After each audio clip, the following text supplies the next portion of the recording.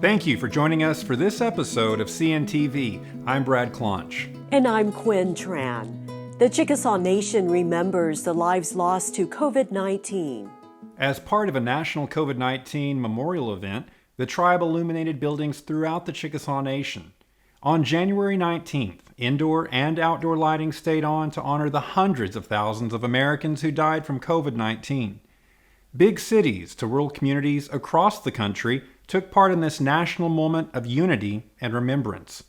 Governor Bill Anatubby says the memorial event is a reminder to work together to contain the virus and keep families, friends, and neighbors safe. Besides remembering those who have died, the event also honors those on the front lines. For healthcare workers, it has been a nonstop battle against COVID-19.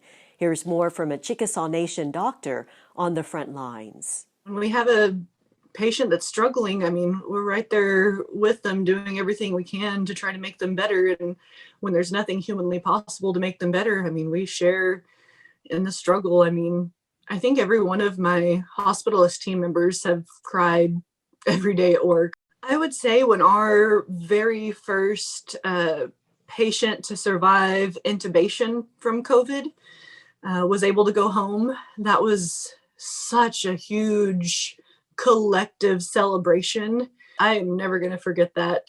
All the therapists, respiratory therapists, occupational therapists, physical therapists, speech therapists, nursing, nurse aides, PA, nurse practitioner, doctors, everybody. It took an army to get this man better, and he got to walk out of the hospital. And it was just such a moving moment. I think there wasn't a dry eye in the house. Dr. Burden-Greer tells us about her own recovery from COVID-19. More on that on our next episode of CNTV.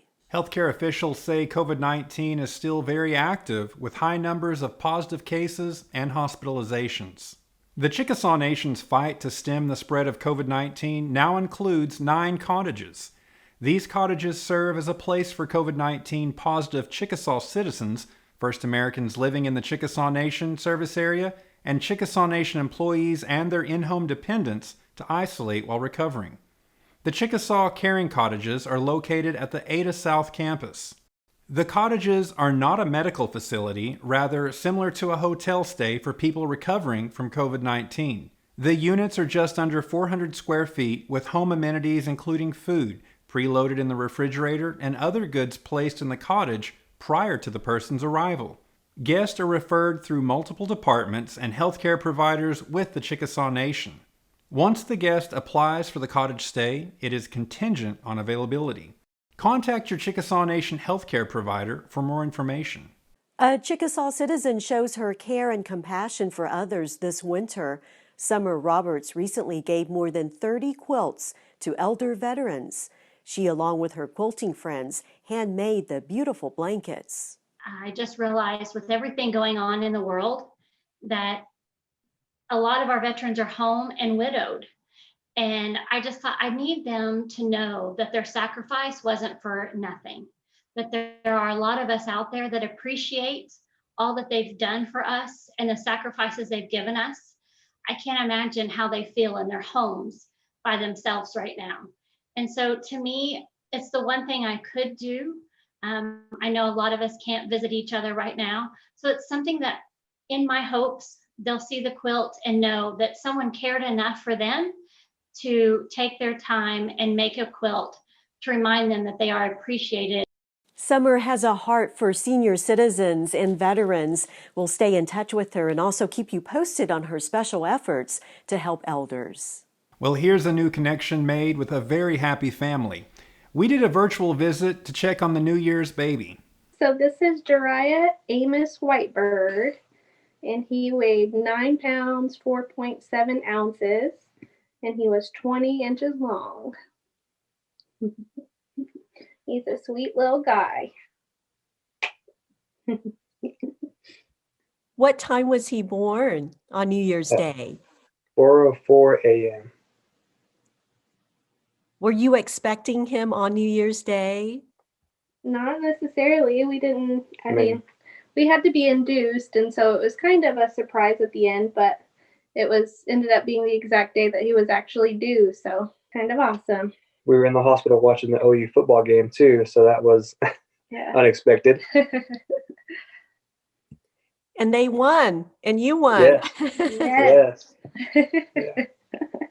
Jariah is such a special name. Is he named after anyone? How did you come up with his name?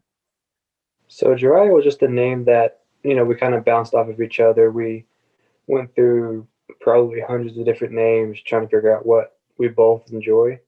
His middle name, Amos, comes from my grandfather, who I'm actually named after as well. So all three of us share the middle name, Amos. Can you tell what his personality is like?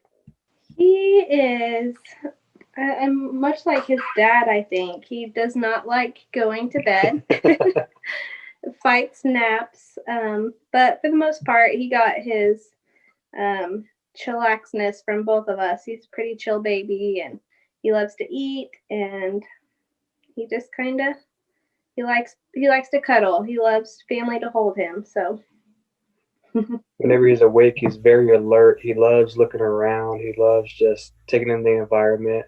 If he's awake, he doesn't want to be stagnant. He wants to be moving around the house. He wants to see everything. Jariah is your first baby? Yes. And I see that on your shirt there, Anthony, it says blessed. Is that the feeling you have right now? Yes, definitely. I couldn't imagine a better labor. Alicia did well. She's recovering very good. The baby's doing great and good health. We have access to such great health care. So many good people in our lives able to help us out and, provide love and support. I mean, we truly, truly are blessed. Baby Jariah is a blessing to his parents. They're hoping that COVID-19 will go away very quickly so that they're able to enjoy him with other family members and friends. We wish them a very healthy and happy new year. And we thank you for joining us for this episode of CNTV. Quinn and I will see you next time.